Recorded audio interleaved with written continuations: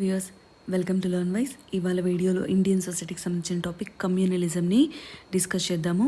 Yesterday ఈ video upload చేయడం జరిగింది, కానీ అందులో ఆడియో వినిపించకుండా కొంచెం ఇష్యూ రావడం వల్ల దాన్ని తీసేసి మళ్ళీ ఇవాళ ఫ్రెష్గా ఇంకొక వీడియో చేయడం జరుగుతుంది. Okay, coming to the topic communalism. Communalism అంటే మనం తెలుగులో మతతత్వం అని పిలుస్తామన్నమాట.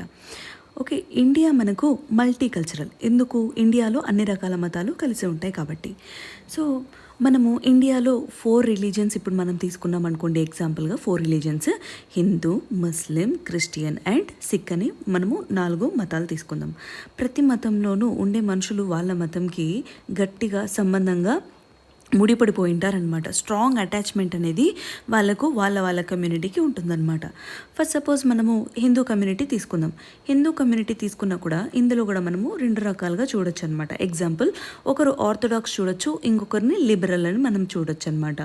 ఆర్థోడాక్స్ వాళ్ళేంటి, వీళ్ళు పురాణ పద్ధతులు ఏవైతే ఉన్నాయో ఆచారాలు అవన్నీ వీళ్ళు అలాగే పాటిస్తూ వస్తారనమాట. కానీ లిబరల్స్ ఎలా? ఇప్పుడు లిబరల్ హిందూస్ ఏంటంటే ఈ మారుతున్న సమాజంతో పాటు వీళ్ళ ఆలోచనలు పద్ధతులు కూడా మార్చుకుంటూ ఉంటారనమాట. వీళ్ళు హిందూసే, కానీ వీళ్ళు కొంచెం లిబరల్గా ఉంటారు. కానీ ఆర్థడాక్స్ మాత్రం మారకుండా పురాణ పద్ధతుల్లోనే వాళ్ళ ఆచరణ అనేది ఉంటుంది అని చెప్తాము. సో ఇలా జరిగినప్పుడు ఏమవుతుంది, ఈ లిబరల్స్ ఎవరైతే ఉన్నారో వీళ్ళ మీద ఆర్థోడాక్స్ వాళ్ళు ప్రెషర్ అనేది పెట్టడం చేస్తారనమాట. అంటే మన పద్ధతులు ఇవి కాదు, మీరెందుకు మన పద్ధతులు దాటి వేరేవి చేస్తున్నారు అని. సో ఎప్పుడైతే మనం ఈ కమ్యూనలిజం అనే వర్డ్ చెప్తామో ఇది ఎంత డీప్గా ఉంటుందంటే వన్స్ ఓన్ రిలీజన్ అంటే వాళ్ళ మతంకు కూడా ఇది ఎంతో హానికరం కలిగించవచ్చు అని మనము కమ్యూనలిజంని చెప్తామన్నమాట. సో కమ్యూనలిజంని సింపుల్గా ఎక్స్ప్లెయిన్ చేయడం జరిగింది ఇక్కడ. ఓకే, మరి ఈ ఐడియా ఏం చేస్తుంది మనకు? ఈ ఐడియాలజీ కమ్యూనలిజం అనే ఐడియాలజీ మనకు సప్రెస్ చేస్తుంది అనమాట. ఏంటి? డిస్టింక్షన్ ఏవైతే మన కమ్యూనిటీలో ఒక డిస్టింక్షన్స్ ఏవైతే ఉంటాయో వాటిని సప్రెస్ చేస్తుంది.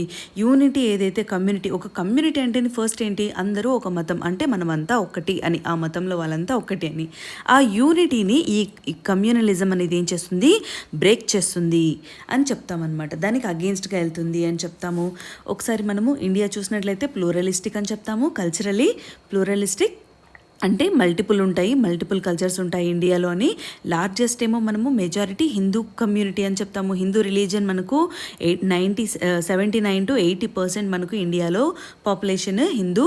అండ్ నెక్స్ట్ సెకండ్ లార్జెస్ట్ మనము ముస్లిమ్స్ అని చెప్తాము. ముస్లిమ్స్ మనకు ఆల్మోస్ట్ 14% ఉన్నారు. సో వీళ్ళిద్దరి మధ్య మనము మ్యాక్సిమము కమ్యూనల్ వైలెన్స్ అనే డిస్టర్బెన్స్ అనేవి ఎక్కువగా చూస్తాము అని చెప్తాము. ఓకే, సో మరి ఈ కమ్యూనలిజం ఎలా ఉంది మనకు ఇండియాలో అని ఒకసారి మనం చూస్తే, కమ్యూనలిజం ఇన్ ఇండియా మనం పాస్ట్ నుంచి ఒకసారి హిస్టరీ చూద్దాము. ఇండియాలో కమ్యూనలిజం ఎలా స్టార్ట్ అయింది అని. ఏన్షియంట్ పీరియడ్ కానీ మనం చూసినట్లయితే ఏన్షియంట్ పీరియడ్లో కమ్యూనల్ ఫీలింగ్స్ అనేవి చాలా తక్కువగా ఉండేవి.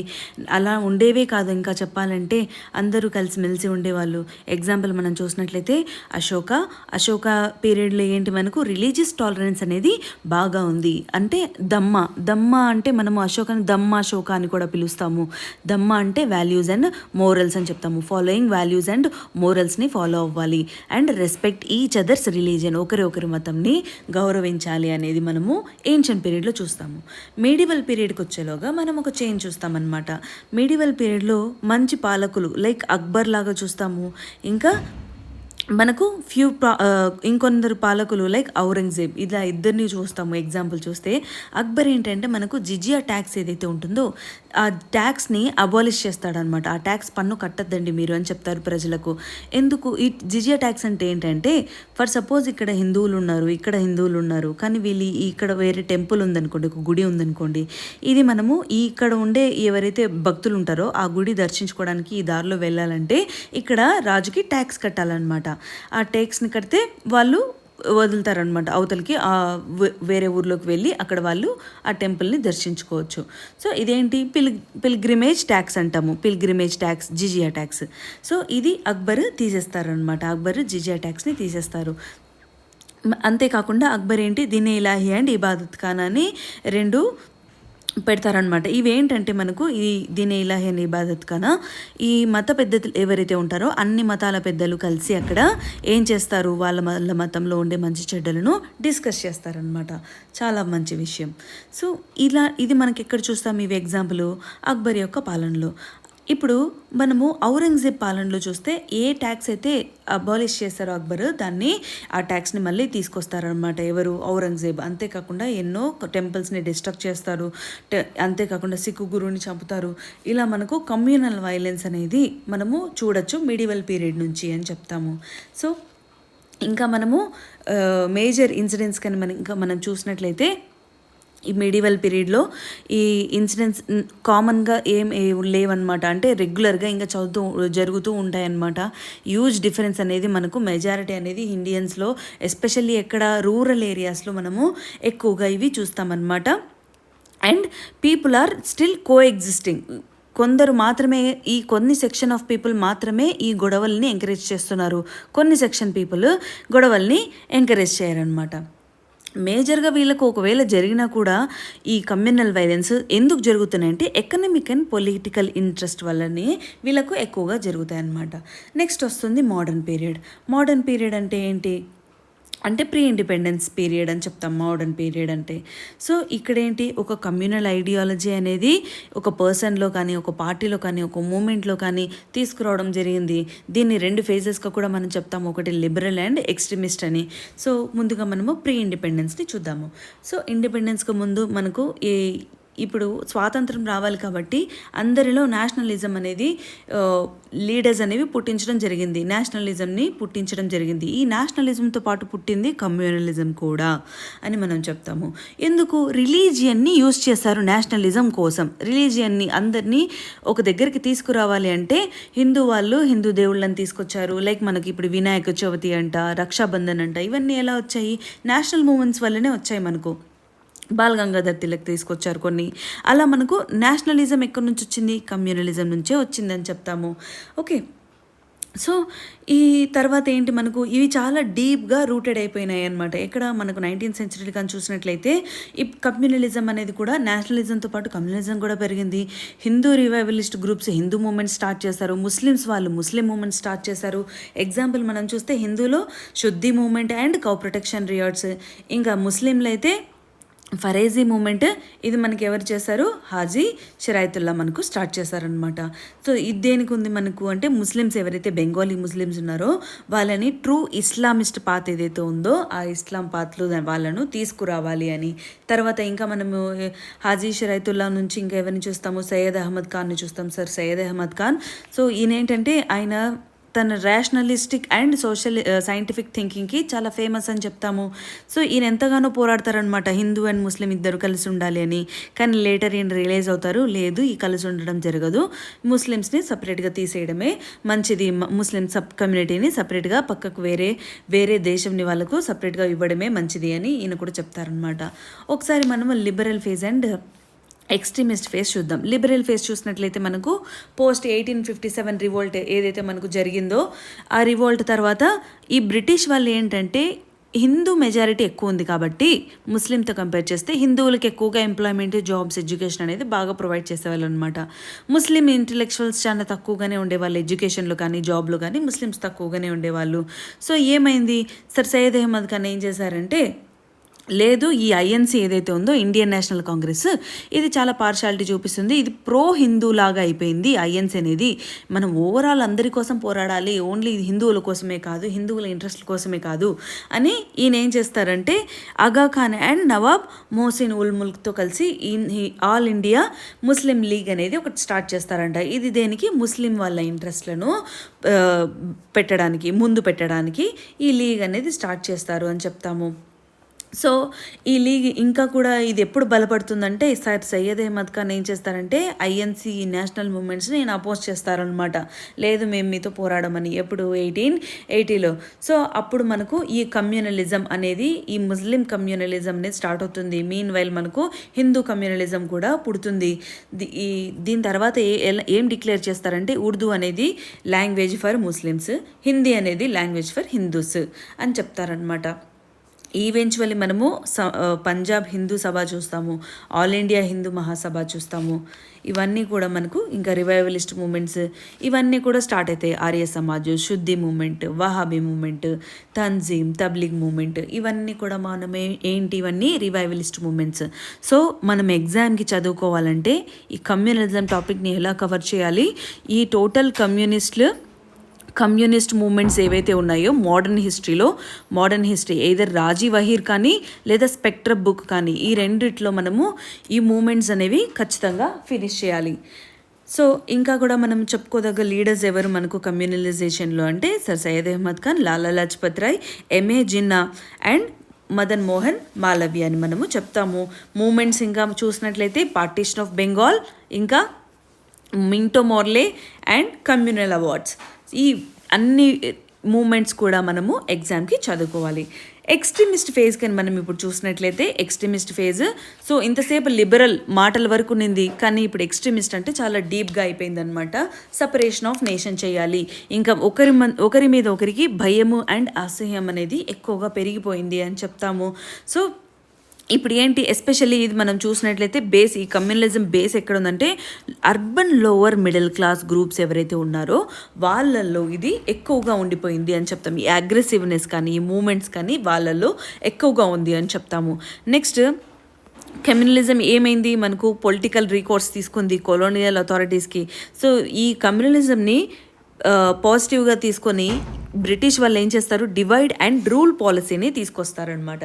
అంటే వీళ్ళని విడగొట్టాలి, పరిపాలించాలి అని. సో విడగొట్టడం అనేది వాళ్ళ కాన్సెప్ట్ అని, బ్రిటిష్ వాళ్ళ కాన్సెప్ట్.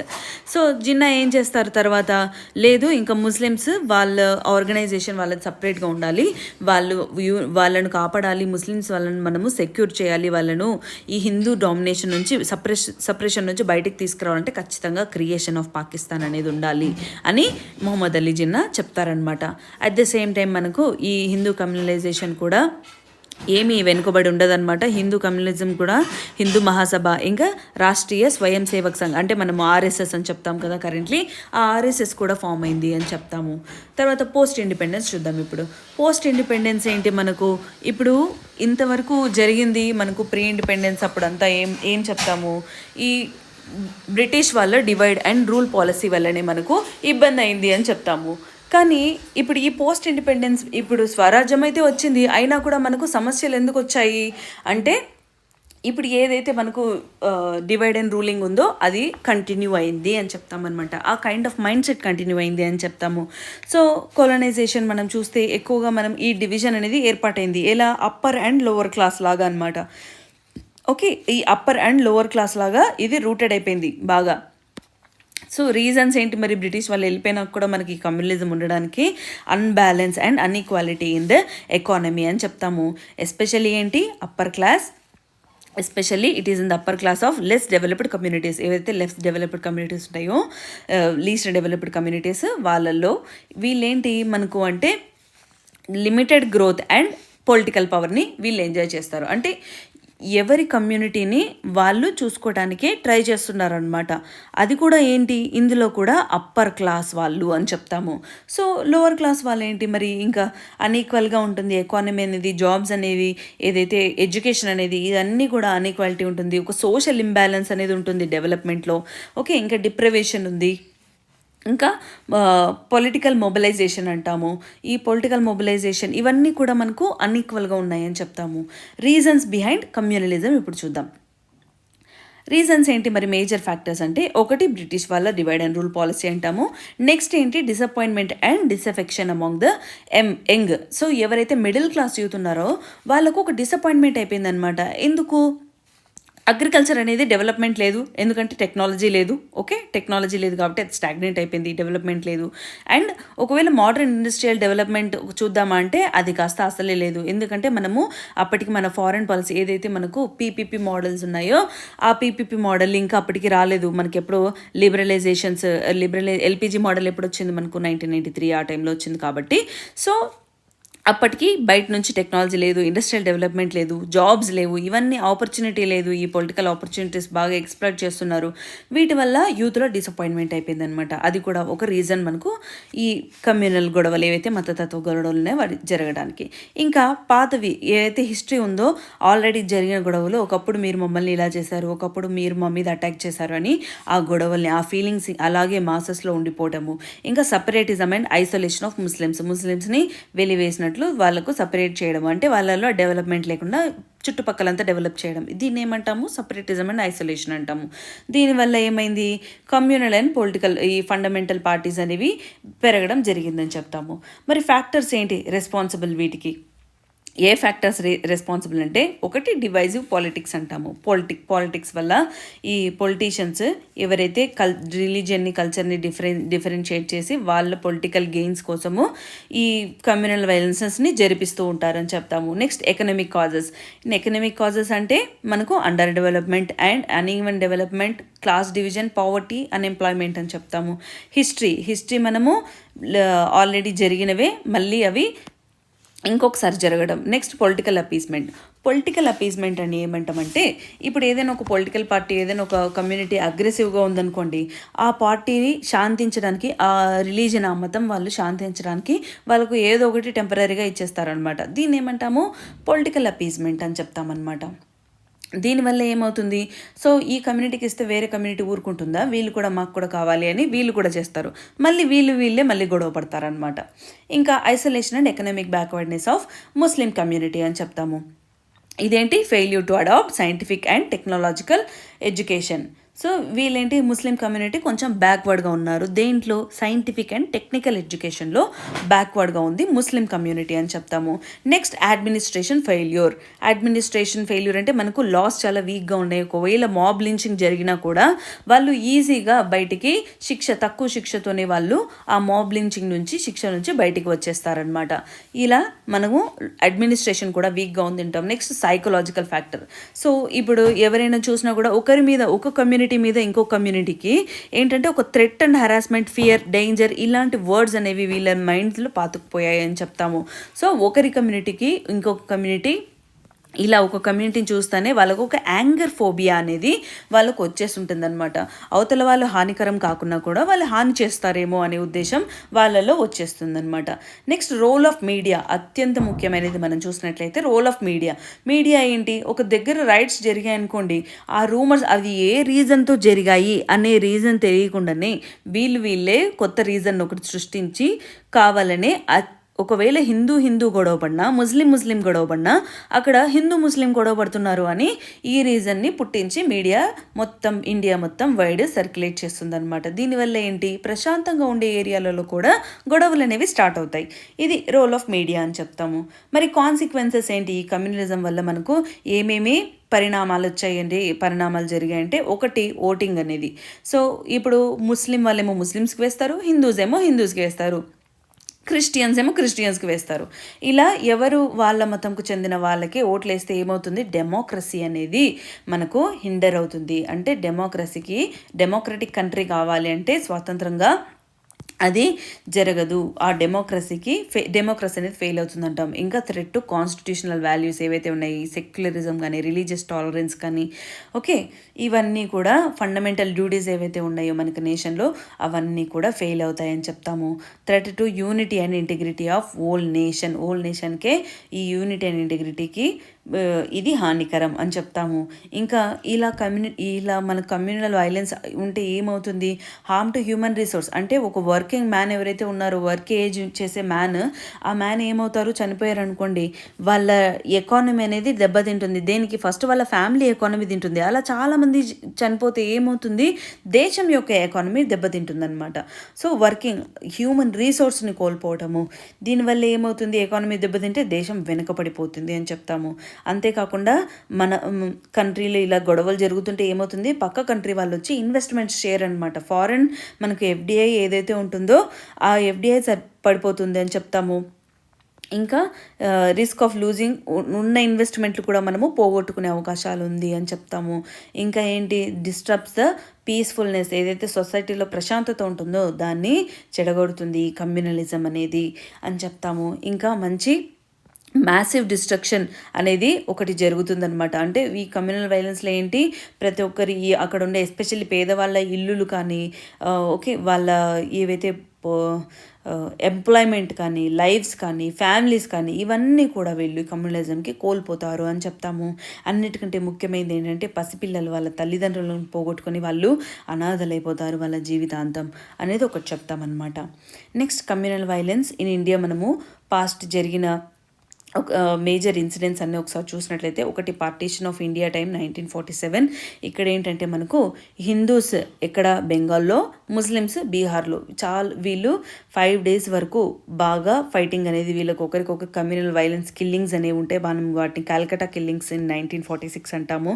ఆల్మోస్ట్ ఏంటంటే మనకు 5,000 మంది చనిపోవడం జరిగిందనమాట. ఇది మనకేంటి డ్యూరింగ్ పార్టీషన్ ఆఫ్ బెంగాల్ టైంలో చెప్తాము. తర్వాత యాంటీ సిక్ రియాట్స్ అంటాము. యాంటీ సిక్ రియాట్స్ మనకి ఎందుకు వచ్చిందంటే ఈ ఆపరేషన్ బ్లూ స్టార్ తర్వాత వస్తుందన్నమాట. సో ఇదేంటంటే మనకు ఆపరేషన్ బ్లూ స్టార్ ఇదేంటంటే ఇందిరాగాంధీ అప్పట్లో మనకు ప్రధానమంత్రిగా ఉంటారు. ఈమె ఏంటంటే ఈ సిక్ ఎక్స్ట్రీమిస్ట్ ఒక గ్రూప్ ఉంటుందన్నమాట. వీళ్ళు ఏంటంటే ఈ ఎక్స్ట్రీమిస్ట్ గ్రూప్ ఏంటి, పంజాబ్కి అటానమీ కావాలి, మమ్మల్ని సపరేట్ చేయండి, పంజాబ్కి అటానమీ ఇవ్వండి ఇండియా నుంచి అని వీళ్ళు ఫైటింగ్ చేస్తూ ఉంటారనమాట. వీళ్ళంతా ఏం చేస్తారు, గోల్డెన్ టెంపుల్ మనకి ఏదైతే ఉందో అమృత్సర్లో దాంట్లో వెళ్ళి దాక్కుంటారనమాట. దాంట్లో వెళ్ళి ఉంటే ఏమవుతుంది అంటే ఈ ప్రధానమంత్రి ఏం చెప్తారంటే ఆర్మీకి పర్మిషన్ ఇస్తారు, వాళ్ళనందరినీ బయటికి తీసుకురండి ఇంకా నుంచని. సో వీళ్ళు ఏం చేస్తారు, ఆ ఆపరేషన్ పేరు బ్లూ స్టార్ అని చెప్తాం, ఆపరేషన్ బ్లూ స్టార్ అని. వీళ్ళు వెళ్ళి షూటింగ్ అనేది చేస్తారు, చాలామంది అక్కడ చనిపోవడం జరుగుతుంది. ఓకే, అందులో ఈ జర్నైల్ సింగ్ కూడా చనిపోతారనమాట ఆ షూటింగ్స్లో. సో దీని తర్వాత ఏమవుతుంది, ఈ ఇందిరాగాంధీకి ఎవరైతే బాడీ గార్డ్స్ ఉంటారో 2 సిక్ బాడీ గార్డ్స్ ఉంటారు, వీళ్ళు ఆమెను షూట్ చేసి చంపేస్తారనమాట. సో ఈమెను మన ప్రధానమంత్రి చనిపోయిన తర్వాత ఏమైంది, ఈ యాంటీ సిక్ రియాట్స్ అనేవి స్టార్ట్ అవుతాయి అనమాట. యాంటీ సిక్ రియాట్స్ అంటే ఇండియా మొత్తంలో కూడా సిక్కులు ఎక్కడ ఉంటే వాళ్ళని చంపేయడం జరుగుతుంది. ఆల్మోస్ట్ 3,000 మంది సిక్కులను ఇండియా వైడ్గా చంపేయడం జరుగుతుంది అనమాట. ఇలా మనము యాంటీ సిక్ రియాట్స్ ఇన్ 1984 చూస్తాము. నెక్స్ట్ ఇలాంటివి మళ్ళీ ఇంకొక ఇష్యూ మనము కాశ్మీరీ పండిట్స్ ఇష్యూ అని చెప్తాము. సో ఈ ముస్లిమ్స్ ఏం చేస్తారంటే ఈ కాశ్మీరీ పండిట్స్ ఎవరైతే ఉంటారో వాళ్ళను మ్యాస్ కిల్లింగ్ అనేది జరుగుతుంది అన్నమాట. లార్జ్ స్కేల్లో కాశ్మీరీ పండిట్స్ని చంపేస్తారు. నెక్స్ట్ బాబ్రీ మస్జిద్ డెమోలిషన్ అని చెప్తాము. బాబ్రీ మస్జిద్ డెమోలిషన్ ఇక్కడ అయోధ్యలో. సో హిందూస్ ఏం చేస్తారంటే ఇది రాముడి యొక్క జన్మభూమి, మీరు మస్జిద్ ఇక్కడ ఉండొద్దు అని ఉన్న మస్జిద్ని అక్కడ కొట్టేస్తారనమాట. సో దీనివల్ల హిందువులు ముస్లింలు చాలామంది గొడవపడడం జరుగుతుంది, 100 మంది చనిపోతారు. నెక్స్ట్ గోద్రా రియాట్స్ ఏంటి మనకంటే ఇది ఒక ట్రైన్ ఉంటుందన్నమాట గోద్రా దగ్గర, ఇది ఇక్కడ గుజరాత్లో. ఈ ట్రైన్ని మంట పెట్టడం జరుగుతుంది. ఓకే, దీంట్లో ఏమైంది అంటే దీన్ని మంట పెట్టినందుకు ఈ ఫైర్ జరిగిందనమాట, ఇక్కడ ఫైరింగ్ అయిపోయింది. దీనివల్ల ఏమైంది, దీన్ని ఫైర్ పెట్టేస్తారా మీరు, మంట పెడతారా అని రియాట్స్ జరిగితే ఏమైందంటే 970 ముస్లిమ్స్, 254 హిందూస్ చనిపోవడం జరిగింది. అంతేకాకుండా ఎన్నో రేప్ ఇన్సిడెంట్స్ అండ్ చిన్నపిల్లల్ని సజీవంగానే తగలబడిపోవడం అనేది ఇక్కడ మనం చూస్తామన్నమాట గోద్రా రియాట్స్లో. ఇంకా అస్సాం వైలెన్స్ మనకి ఎక్కడంటే ఈ Bengali speaking Muslims and Bodos వీళ్ళిద్దరి మధ్య ఈ వైలెన్స్ అనేది జరుగుతుందన్నమాట. ఓకే, నెక్స్ట్ ఇంకా మనం చూస్తే ముజఫర్నగర్ రియాట్స్ అంటాము. ముజఫర్నగర్ రియాట్స్ మనం చూస్తే అసలు యూపీ మనకు ఇండియాలోనే హైయెస్ట్ రియాట్స్ జరిగేది అక్కడే, కమ్యూనల్ వైలెన్స్ జరిగేది అక్కడే అని చెప్తాము. International religious freedom report 2013 USA నుంచి వాళ్ళు ఇస్తారు. వీళ్ళు కూడా చెప్పారనమాట, యూపీ గవర్నమెంట్ ఏం చేయట్లేదు ఎందుకు, ఏ యాక్షన్ తీసుకోవట్లేదు ఎందుకు కమ్యూనల్ వైలెన్స్ని అలర్ట్ చేయడానికి అని. ఓకే, ఈ కమ్యూనల్ వైలెన్స్లో ఏమైంది, ఆల్మోస్ట్ 62 మెంబర్స్ చనిపోవడం జరిగింది. ఓకే, ఇంకా 50,000 మెంబర్స్ వాళ్ళ ఇల్లులు వదిలేసి వేరే ప్రాంతంకు వెళ్ళిపోవడం జరిగింది. మరి నెససరీ స్టెప్స్ ఏంటి కమ్యూనల్ గ్రోత్ని తగ్గించడానికి మనము అని అంటే, ఒకటి పొలిటికల్, సోషల్ అండ్ ఎకనామికల్ అని 3 చెప్పుకుంటాము. ఇంకా రెమెడియల్ మెజర్స్ చూద్దాం. పొలిటికల్గా మనం ఏంటి, సుప్రీంకోర్టు డైరెక్ట్ చేసినట్టుగా పాలిటిక్స్లో కమ్యూనలిజంని తీసుకురావద్దు, పొలిటికల్ కమ్యూనలిజంని అవాయిడ్ చేయాలి. పాలిటిక్స్ స్వార్థం కోసము వాళ్ళ స్వార్థం కోసము రిలీజియన్ని తీసుకురావద్దు అని సుప్రీంకోర్టు డైరెక్టివ్స్ ఇస్తుందన్నమాట. ఇంకా ఏం చెప్తుందంటే ఏదైతే కమ్యూనల్ ఏరియా ఏదైతే ఒక ప్రాంతంలో ఎక్కువగా ఇలాంటి గొడవలు జరుగుతున్నాయి అనుకోండి, ఆ ప్రాంతంలో నిఘా ఎక్కువగా ఉండాలి. ఢిల్లీలో ఏంటంటే ఒక ప్రాంతంలో కమ్యూనల్ వైలెన్స్ జరిగితే అక్కడ డ్రోన్స్ బాగా తిరుగుతూ ఉంటాయి అన్నమాట, ఎప్పటికప్పుడు డేటా పోలీసులకి ఇస్తూ ఉంటాయి అన్నమాట. ఇంకా ఇంక్రీజ్మెంట్ ఆఫ్ లా ఎన్ఫోర్స్మెంట్, ఇది కూడా ఎవరు రిప్రజెంటేషన్ ఏదైతే మైనారిటీ కమ్యూనిటీ ఉందో వాళ్ళను రిప్రజెంటేషన్లో లా ఎన్ఫోర్స్మెంట్లో ఎక్కువగా నియమించాలి. ఇంకా యూనిఫామ్ సివిల్ కోడ్ అనేది తీసుకురావాలి. ఇంకా మన మీడియా మూవీస్ ఏవైతే ఉన్నాయో, కల్చరల్ ప్లాట్ఫామ్స్ ఏవైతే ఉన్నాయో, ఎంటర్టైన్మెంట్ ప్లాట్ఫామ్స్ అవన్నీ కూడా ఏం ప్రమోట్ చేయాలి, పీస్ అండ్ హార్మనీని ప్రమోట్ చేయాలి, వైలెన్స్ని ప్రమోట్ చేయొద్దు. ఇంకా ఈ సోషల్ మీడియాలో ఒకవేళ అలా ఏవైనా రిపల్సివ్గా ఉన్నా కూడా వాటిని వెంటనే తీసేయాలి ఇమీడియట్లీ అనేది మనం ఒకటి చెప్తాం. నెక్స్ట్ సోషలీ మనం చూసినట్లయితే ఎవరైతే మత పెద్దలు ఉంటారో రిలీజియస్ లీడర్స్, వాళ్ళు ఆ మత పెద్దలు చెప్పినట్లే ఈ ఎవరైతే ఫాలోవర్స్ ఉంటారో వాళ్ళు నడుచుకుంటారు. కాబట్టి వీళ్ళు ఎంతసేపు పీస్ని ప్రమోట్ చేయాలి, మంచి మాటల్ని, సెక్యూరిటీని, పీస్ని ప్రమోట్ చేయాలి. అంతేగాని హేట్రెడ్ స్పీచ్ ఇవ్వద్దు, వేరే మతం మీద హేట్రెడ్ స్పీచ్ ఇవ్వద్దు. ఇంకా స్కూళ్ళల్లో కూడా ఈ టెక్స్ట్ బుక్స్లో కానీ ప్యాంప్లెట్స్లో కానీ బ్రదర్హుడ్, ఒకరికొకరు సహాయం చేసుకునే తత్వాన్ని ఇలాంటివి ప్రదర్శించాలి. ఇలాంటివి ఎక్కువగా స్కూళ్ళల్లో కూడా చెప్పాలి అని చెప్తాము. నెక్స్ట్ అవేర్నెస్ అనేది సొసైటీలో క్రియేట్ చేయాలి అని చెప్తాం. నెక్స్ట్ ఎకనామికలీ మోస్ట్ ఇంపార్టెంట్ చెప్తే ఏంటంటే, ఒకటి పావర్టీని మనము ఎప్పుడైతే తగ్గిస్తామో ఆటోమేటిక్గా కమ్యూనల్ వైలెన్స్ కూడా తగ్గిపోతుందని చెప్తాము. ఎందుకు? సో ఛాన్సెస్ అనేవి ఈక్వల్గా ఉంటే వీళ్ళు ఈ ఎలివేషన్ అనేది ఉంటే ఏమవుతుంది, కమ్యూనల్ హార్మోనీ అనేది, సో వీళ్ళు తక్కువగా చూడొద్దు, ఒకరినొకరు తక్కువగా చూసుకోవద్దు, ఒకరికొకరు ఆపర్చునిటీస్ కూడా బాగా ఉంటే ఒకరికొకరు హెల్ప్ కూడా చేసుకుంటారు అని చెప్తాము. అంతేకాకుండా ఎంప్లాయ్మెంట్ ఆపర్చునిటీస్ యూత్కి ఇవ్వాలి, ఇల్లిటరసీ ఏదైతే ఉందో దాన్ని తగ్గించాలి, ముస్లిం ఎన్రోల్మెంట్ ఏదైతే ఉందో ఎడ్యుకేషన్లో అది బాగా పెరగాలి అని చెప్తాము. ఇంకా education and economic backwardness of minorities like Muslim, Sikh అని వీళ్ళందరిలో కూడా అది పెరగాలి అని చెప్తాము. నెక్స్ట్ రెమీడియల్ మెజర్స్ కానీ మనం చూసినట్లయితే building solitary and assimilation of various religious groups. అంటే మనము ఇప్పుడు ఫర్ సపోజ్ ఒక అర్బన్ ఏరియాలో ఒక కమ్యూనిటీని తీసుకున్నాం అనుకోండి, ఒక గేటెడ్ కమ్యూనిటీని తీసుకుంటే గేటెడ్ కమ్యూనిటీలో ప్రతి ఒక్క కమ్యూనిటీకి రిలీజన్కి సంబంధించిన వాళ్ళు ఉంటారు. కాబట్టి వీళ్ళందరికీ సెలబ్రేట్ చేయడానికి ఒకే ఏరియా ఉంటుందన్నమాట. ఈ ఏరియాలో ప్రతి ఒక్కరూ వెల్కమ్. సో ప్రతి ఒక్కరూ కూడా ఎవరి పండుగ జరిగినా కూడా వీళ్ళంతా కూడా కలిసి పార్టిసిపేట్ చేసుకుంటారనమాట. ఈ రకంగా మనము వర్క్ ప్లేస్లో కానీ నైబర్హుడ్ కానీ మనము ఒక సెక్యులర్ కల్చర్ అనేది మనము ఏర్పాటు చేయాలి అని చెప్తాము. ఇంకా మనము సెక్యులరిజం, హ్యుమానిజం, కంపాషన్, నాన్ వైలెన్స్ ఈ వాల్యూస్ మీద ఎక్కువగా ఎడ్యుకేషన్లో ఫోకస్ చేయాలి అని చెప్తాము. ఇంకా మనము హిస్టరీ కానీ చూసినట్లయితే ఈ మెడివల్లో కానీ, ఏన్షియంట్లో కానీ, మోడర్న్లో కానీ ఈ థింకింగ్ ఏదైతే ఉందో డివైడెడ్ ఎఫెక్టివ్గా మనకు ఈ హిందూ పీరియడ్, ముస్లిం పీరియడ్, క్రిస్టియన్ పీరియడ్ అని అన్ని డివైడ్ అయి ఉన్నాయి కదా. ఈ పీరియడ్ని కూడా మనము ఏం చేయాలి, డీకమ్యూనలైజ్ చేయాలి అని చెప్తాము. ఇంకా ఎంప్లాయ్మెంట్ ఆపర్చునిటీస్ పెంచాలి. ఇంకా ఒకవేళ ఎవరైనా మిలిటెంట్ గ్రూప్ ఉందనుకోండి, ఒక అల్లరి మూక ఉంటే ఒక మతంకు చెందిన వాళ్ళని ఏం చేయాలి, వాళ్ళకు కౌన్సిలింగ్ ఇవ్వాలి. వాళ్ళకు కౌన్సిలింగ్ ఇచ్చి వాళ్ళకు మంచి థెరపీ అనేది ఇవ్వడం జరగాలి అంటాము. ఇంకా మనకు మలిమత్ కమిటీ చెప్పిందనమాట, ఏమని, క్రిమినల్ జస్టిస్ సిస్టమ్ ఏదైతే ఉందో అది దాంట్లో కొన్ని రిఫార్మ్స్ రావాలి. ఎందుకంటే స్పీడీ ట్రయల్స్ రావాలి. ఓకే, అరెస్ట్ అయితే సరిపోదు, వాళ్ళను వెంటనే కోర్టులో హాజరుపరచాలి. కానీ కొన్నిసార్లు ఏమవుతుంది, అరెస్ట్ చేసి వాళ్ళని రిమాండ్కి పంపించి నెలలు సంవత్సరాలు వాళ్ళని అలాగే పెట్టేస్తారనమాట. ఇంకా వాళ్ళ గురించి మర్చిపోతారు. సో ఈ స్పీడీ ట్రయల్స్ అనేది ఉండాలి. ఇంకా మనకు ఈ ఏదైతే ఎలక్షన్ కమిషన్ ఉందో ఆ ఎలక్షన్ కమిషన్ మనకు ఒక స్ట్రిక్ట్ విజిలెన్స్ అనేది తీసుకురావాలి. స్ట్రిక్ట్ విజిలెన్స్ తీసుకొచ్చి పొలిటికల్ పార్టీస్ మీద, ఎస్పెషల్లీ పొలిటికల్ పార్టీస్ ఏం చేయాలి, మీరు రిలీజియస్ ఐడియాలజీస్ కానీ హేట్రెడ్ స్పీచెస్ కానీ తీసుకొస్తే మిమ్మల్ని ఎలక్షన్స్లో నుంచి తీసేస్తాము అని ఈ మీడియా కానీ సివిల్ సొసైటీ కానీ ఎలక్షన్ కమిషన్ కానీ విజిలెన్స్ తీసుకురావాలి అని చెప్తాము. ఇంకా మనకు రంగనాథ్ మిశ్రా, చీఫ్ జస్టిస్ రంగనాథ్ మిశ్రా ఒక హెడ్ అయ్యి ఒక రిపోర్ట్ రాస్తారనమాట national commission for religious and linguistic మైనారిటీస్కి. ఇదేం చెప్తుందంటే 10% రిజర్వేషన్ అనేది ముస్లిమ్స్కి ఉండాలి అండ్ 5% అదర్ మైనారిటీస్కి రిజర్వేషన్ ఉండాలి, ఎందులో సెంట్రల్ అండ్ స్టేట్ గవర్నమెంట్ జాబ్స్లో ఉండాలి అని చెప్తారు.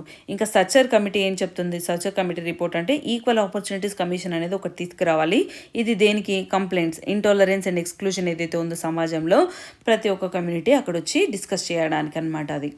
సో ఇంకా మనం చూసినట్లయితే ఒక స్ట్రెండ్ లాస్ తీసుకురావాలి పార్లమెంట్లో కమ్యూనల్ వైలెన్స్కి అగెయిన్స్ట్గా.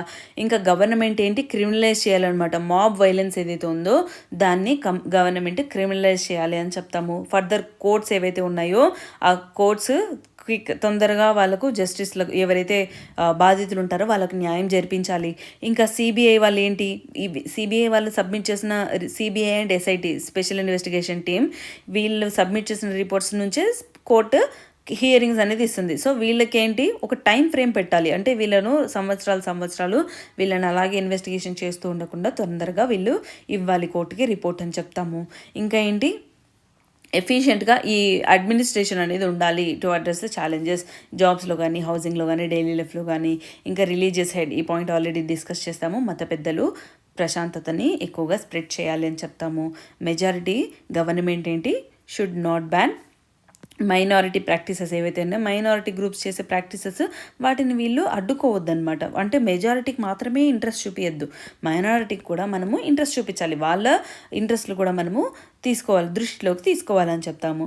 సో ఈ ప్రాబ్లమ్స్ అనేవి ఏంటి, మనకు ఇవన్నీ కూడా మనకు ఒక 1 or 2 స్టెప్స్లో గవర్నమెంట్ చేసేవి కాదు. ఇది మనకు మంచి లెజిస్లేటివ్ సపోర్ట్ ఉండాలి, అడ్మినిస్ట్రేటివ్ సపోర్ట్ ఉండాలి, ఒక అలర్ట్నెస్ ఫ్రమ్ ప్రజల నుంచి కూడా ఒక సపోర్ట్ అనేది ఉండాలి. అప్పుడే మనం ఈ కమ్యూనల్ వైలెన్స్ అనేది అరికడతాము అని చెప్తామన్నమాట. సో ఇది మనం డిస్కస్ చేసాము communal violence topic. So I hope మీకు బాగా అర్థమైందో అనుకుంటాను. సో మరి దీన్ని ఎలా ప్రిపేర్ అవ్వాలి, ఎగ్జామ్ పరంగా మనం దీన్ని కమ్యూనలిజంని తీసుకోవాలంటే ఇప్పుడు Laxmikanth book, okay, Laxmikanth Indian polity. ఎందుకు మనకు కమ్యూనలిజం గురించి వచ్చాయి అంటే ఆర్టికల్ 25 నుంచి 28 వరకు ఇవి మనకేంటి ఫ్రీడమ్ ఆఫ్ రిలీజియన్ గురించి మనకు ఆర్టికల్ 25 to 28 ఉన్నాయి. ఇంకా మనము ఆర్టికల్ 29, 30 కూడా చెప్తాము, 29 and 30. ఎందుకు, ఇవి మైనారిటీ రైట్స్ని ప్రొటెక్ట్ చేస్తాయి అనమాట. 29 and 30 ఇలా మనము కమ్యూనలిజంకి మనము ఇండియన్ పాలిటీని లింక్ చేసి చదువుకోవాలి. అంతేకాకుండా హిస్టరీ బుక్ ఏదైతే ఉందో మనకు మోడర్న్ హిస్టరీలో జరిగిన కమ్యూనల్ వైలెన్స్ ఏవైతే మూమెంట్స్ ఉన్నాయో అవన్నీ కూడా మనము దృష్టిలోకి తీసుకోవాలన్నమాట. ఓకే, పీడిఎఫ్ లింక్ కామెంట్ సెక్షన్లో ఇవ్వడం జరుగుతుంది, అందులో మీరు జాయిన్ అయ్యి పీడిఎఫ్ని డౌన్లోడ్ చేసుకోవచ్చు. Thank you for watching.